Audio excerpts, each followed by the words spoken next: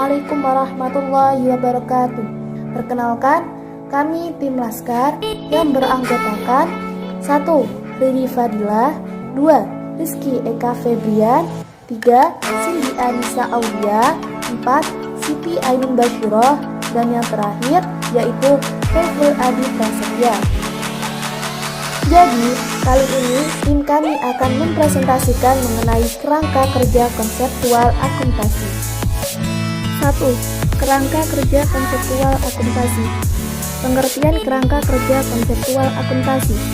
Kerangka kerja konseptual conceptual framework adalah suatu sistem koheren fundamental yang saling berhubungan yang menjadi landasan bagi penetapan standar konsisten dan penentuan sifat, fungsi, serta batas-batas akuntansi keuangan dan laporan keuangan.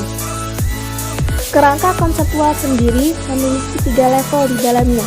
Apa sajakah itu? Yaitu sebagai berikut. 1. Tujuan, objektif.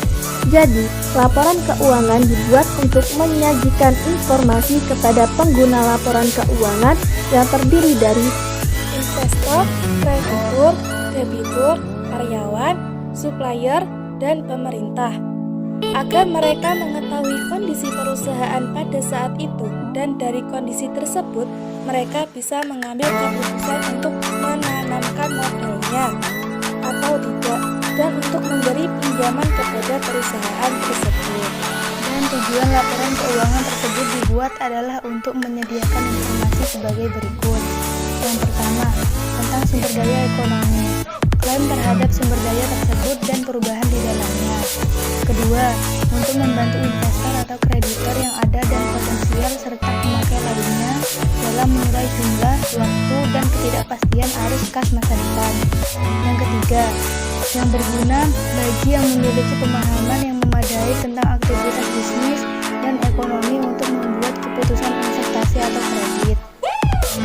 B. Level 2. Konsep-konsep fundamental. Karakteristik kualitatif dari informasi akuntansi. Yang pertama, kualitas primer, relevance, dan reliability. A. Relevance. Informasi akuntansi harus membuat perbedaan dalam sebuah keputusan.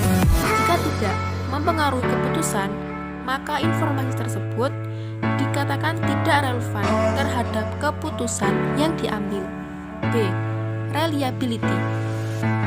Informasi akuntansi dianggap handal jika dapat diverifikasi, disajikan secara tepat, serta bebas dari kesalahan yang biasa. Kandungan kualitas primer relevance. 1. Predictive value atau nilai prediksi. Informasi yang relevan akan membantu pemakai membuat prediksi tentang hasil akhir dari kejadian masa lalu, masa kini, dan masa depan. 2. Feedback value atau nilai umpan balik. Informasi yang relevan membantu pemakai menjustifikasi atau mengoreksi harapan di masa lalu. 3. Timelines atau ketepatan waktu. Informasi yang relevan harus tersedia bagi pengambil keputusan sebelum informasi tersebut kehilangan kapasitas untuk memengaruhi keputusan yang diambil. Kandungan kualitas primer reliability. 1. Verifiability atau daya uji ditunjukkan ketika pengukur-pengukur independen dengan menggunakan metode pengukuran yang sama mendapatkan hasil yang serupa. 2. Representational factual lines atau ketepatan penyajian. Angka-angka dan penjelasan dalam laporan keuangan mewakili apa yang betul-betul ada dan terjadi. 3. Neutrality atau netralitas.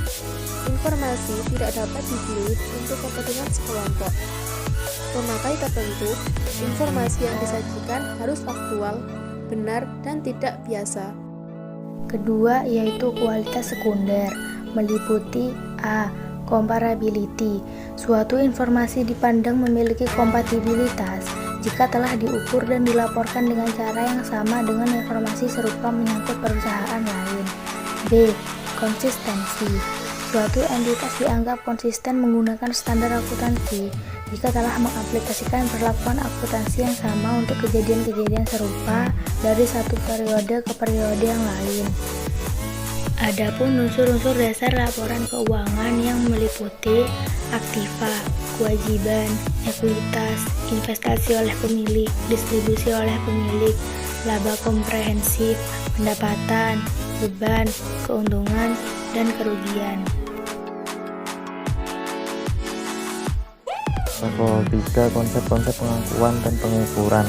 Asumsi dasar 1. Economic entity assumption. Asumsi entitas ekonomi mengandung arti bahwa aktivitas entitas bisnis dapat dipisahkan dan dibedakan dengan aktivitas pemiliknya dan setiap unit bisnis lainnya. 2. Going concurrent assumption. Asumsi kelangsungan hidup mengandung arti bahwa suatu entitas diasumsikan akan memiliki umur yang panjang. 3. Monetary unit assumption. Asumsi unit moneter mengandung arti bahwa uang adalah unit yang relevan, sederhana, tersedia secara umum, dapat dipahami dan berguna, serta merupakan alat yang tepat bagi alat pengukuran dan analisis akuntansi. 4. Periodicity assumption. Asumsi periodisitas mengandung arti bahwa aktivitas ekonomi sebuah entitas dapat dipijakkan ke dalam periode artifisial tertentu. Prinsip-prinsip akuntansi. 1. Historical cost principle. Prinsip biaya historis. Menurut prinsip ini, aktiva dan kewajiban dicatat dan dilaporkan berdasarkan harga perolehannya. 2. Revenue record inject principle. Prinsip pengakuan pendapatan pada umumnya diakui ketika telah direalisasikan atau dapat direalisasi dan dihasilkan. Prinsip-prinsip akuntansi nomor 3.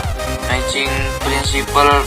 Prinsip penandingan. Menurut prinsip ini, beban diakui pada saat pekerjaan, jasa, atau produk memberi kontribusi aktual terhadap pendapatan.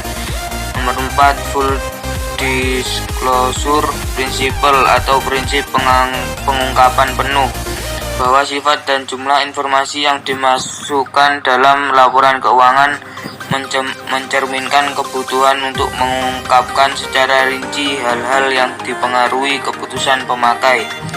Kendala-kendala atau constraints.